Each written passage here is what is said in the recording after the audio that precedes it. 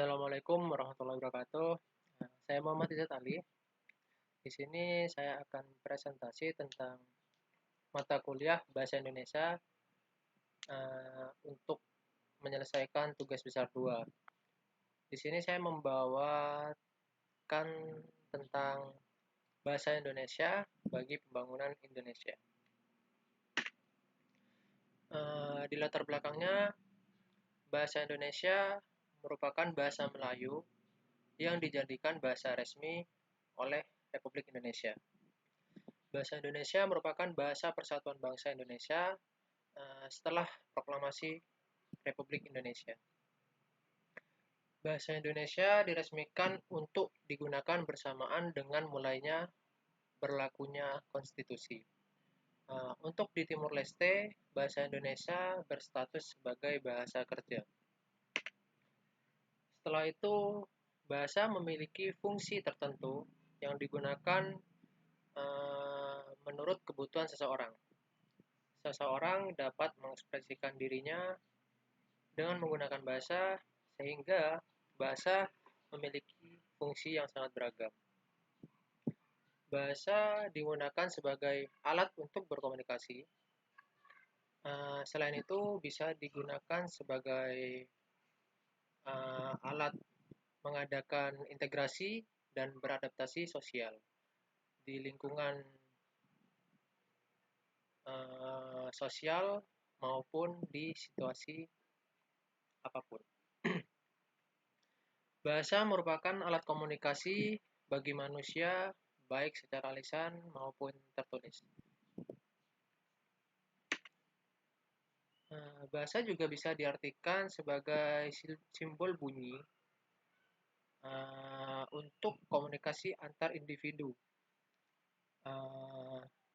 Masyarakat bisa berinteraksi satu sama lain dan bersosialisasi menggunakan bahasa. Bahasa terus berkembang dan beradaptasi dengan lingkungan yang dibawa arus perkembangan pemakaian bahasa. Pada lingkup kecil seperti keluarga, masyarakat, dan teman sendiri, kita bisa menggunakan bahasa daerah untuk berkomunikasi. Tapi pada lingkup yang lebih luas atau besar, bahasa Indonesia merupakan bahasa yang bersifat resmi, yang selalu digunakan. Pada Sumpah Pemuda 28 Oktober 1928, bahasa Melayu Riau dicetuskan sebagai bahasa Indonesia. Perkembangan bahasa terus meningkat, bahasa Indonesia semakin berkembang dan beradaptasi, tapi di sisi lain bahasa daerah pun tetap memiliki peranan yang penting dalam kehidupan sehari-hari dan bermasyarakat. Bahasa daerah tetap dijaga di balik arus permasalahan kebahasaan yang terjadi di Indonesia. Sering terjadi fenomena di tengah masyarakat dalam pemakaian bahasa Indonesia. Contohnya, banyak orang Indonesia dengan bangga memperlihatkan kemahirannya menggunakan bahasa Inggris. Padahal mereka tidak menguasai bahasa Indonesia dengan baik. Tidak sedikit pula orang malu tidak bisa berbahasa Inggris.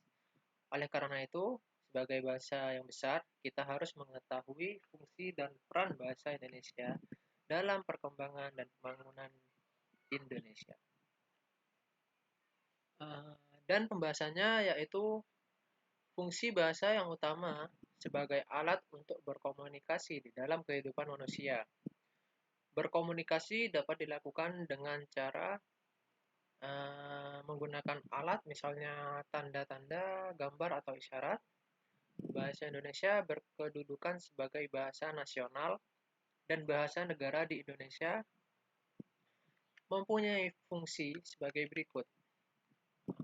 Bahasa Indonesia dalam kedudukannya, dia memiliki fungsi yang pertama, lambang kebanggaan nasional, kedua, lambang identitas nasional, yang ketiga, alat pemersatu masyarakat yang berbeda-beda latar atau memiliki bahasa daerah yang berbeda dan sosial budaya yang berbeda. Setelah itu, uh, penghubung antara budaya dan daerah. Dalam kedudukannya sebagai bahasa negara, di sini yaitu ada bahasa resmi kenegaraan, bahasa pengantar resmi di lembaga-lembaga pendidikan, bahasa resmi dalam perhubungan pada tingkat nasional untuk kepentingan perencanaan dan pelaksanaan pembangunan, serta pemerintah. Yang keempat, bahasa resmi di dalam pembangunan kebudayaan dan pemanfaatan ilmu pengetahuan serta teknologi modern. Kedudukan dan fungsi bahasa Indonesia sebagai bahasa negara telah menempatkan bahasa Indonesia sebagai bahasa ilmu pengetahuan. Di sisi lain, perkembangan bahasa Indonesia masih belum seimbang dengan perkembangan ipteks dalam rangka menuju ke arah peradaban modern. Di sini kita perlu menguasai, memahami, dan mengembangkan konsep ipteks modern yang pada umumnya masih tertulis dalam bahasa asing, khususnya bahasa Inggris. Tujuannya agar konsep ipteks tidak hanya diserap oleh mereka yang memahami bahasa asing yang jumlahnya tentu tidak sebanding dengan jumlah masyarakat Indonesia yang membutuhkan. Dalam rangka lebih memasyarakatkan peristilahan modern itu, ilmuwan diharapkan menggunakan istilah yang telah dibakukan dengan taat asas. Selain itu, harus mulai mengupayakan adanya arus balik yang dapat dimanfaatkan sebagai masukan dalam proses pengembangan bahasa selanjutnya. Bahasa memiliki dua sifat utama, yaitu bentuk yang sederhana sehingga mudah dipelajari dan kelenturan untuk dikembangkan. Ini didukung oleh latar belakang sejarah kebahasaan yang kuat. Kaum cerdik cendekia yang hidup pada zaman kemerdekaan pun pada umumnya yakin bahwa bahasa Indonesia mempunyai kemampuan berkembang luas dengan cepat di tanah air. Bahasa Indonesia tidak diragukan lagi kemampuannya untuk menjadi bahasa ipteks modern. Sampai saat ini, bahasa Indonesia telah menjadi satu tameng yang tidak pernah menjadi sumber masalah bagi masyarakat. Hal ini dapat terjadi karena bahasa Indonesia memposisikan diri sebagai alat komunikasi yang efektif, berdampingan dengan bahasa daerah, mengembangkan dan menginisiasi segala aspek kehidupan dan budaya, termasuk pengembangan bahasa daerah. Oleh karena itu, bahasa Indonesia maupun bahasa daerah memegang peranan penting dalam memajukan segala aspek pembangunan di masyarakat.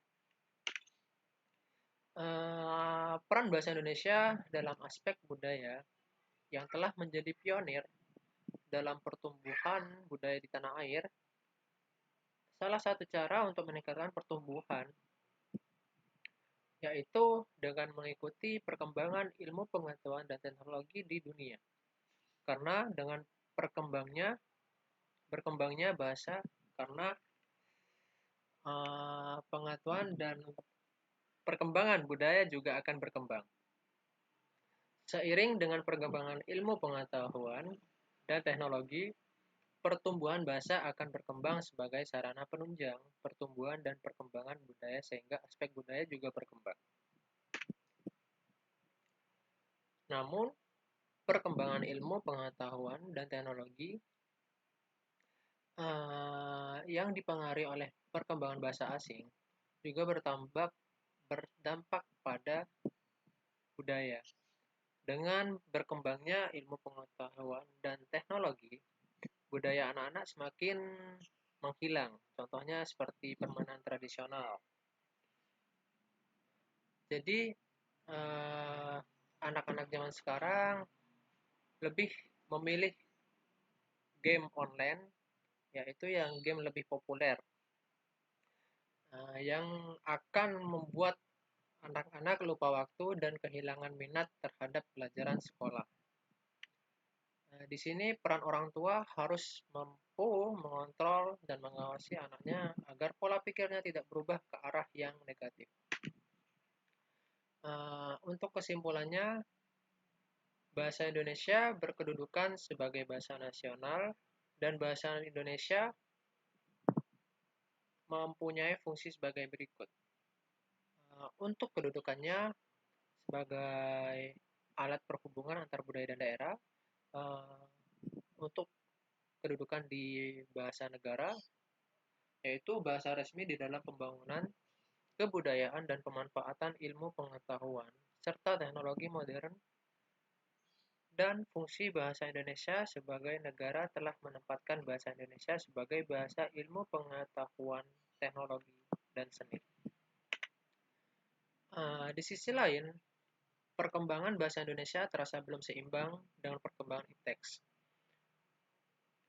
Kita perlu memahami, menguasai, dan mengembangkan konsep teks itu, yang pada umumnya masih tertulis dalam bahasa asing. Khusus dan tujuannya agar konsep teks modern tidak hanya diserap oleh mereka yang memahami bahasa asing. Setelah itu,